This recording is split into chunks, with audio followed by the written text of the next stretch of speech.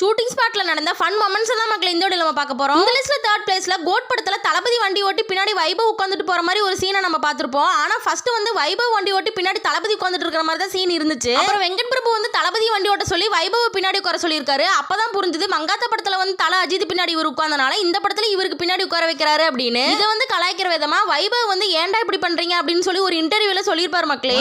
நீங்க இப்ப வந்து அவரோட இவன் வந்து பின்னாடி உட்கார்ந்து போனா இப்போ என் கூட பின்னாடி உட்கார்ந்து போனா. அடுத்தது செகண்ட் பிளேஸ்ல அழகிய தமிழ் மகன் ஷூட்டிங் முடிஞ்சோடனே தளபதி சந்தான கஞ்சா கருப்பு 3 பேரும் ஒரு ஹோட்டல்ல வந்து தங்கி இருக்காங்க. கீழே வந்து ஏதோ ஒரு ஃபங்க்ஷன்ல பிரியாணி செஞ்சுட்டு இருக்காங்க. அந்த வாசம் நம்ம தளபதிக்கு போக சந்தானத்தை கிட்ட வந்து இந்த டைம்ல பிரியாணி கிடைச்சா நல்லா இருக்குமே அப்படின்னு தளபதி சும்மா சொல்லிட்டு இருக்காரு. அதை கேட்ட கஞ்சா கருப்பு கீழே வந்து தளபதி பிரியாணி கேட்கிறாருப்பா அப்படின்னு சொன்னதும் ஒட்டுமொத்த கூட்டமும் வந்து ஹோட்டல் மேல போயிருக்காங்க மக்களே. சரியான கிரௌட் மேல வர ஆரம்பிச்சிட்டாங்க. இவ்வளவு கிரௌட் வந்துச்சுன்னு விஜய் சார் என்ன போய் என்னன்னு கேட்க சொன்னா அப்படி கருப்பு என்னன்னு கேட்டல இல்ல அண்ணன் பிரியாணி கேட்டாருன்னு சொன்னேன் எல்லாம் வந்திருக்காங்க எடுத்துக்கிட்டே அப்படின்னு.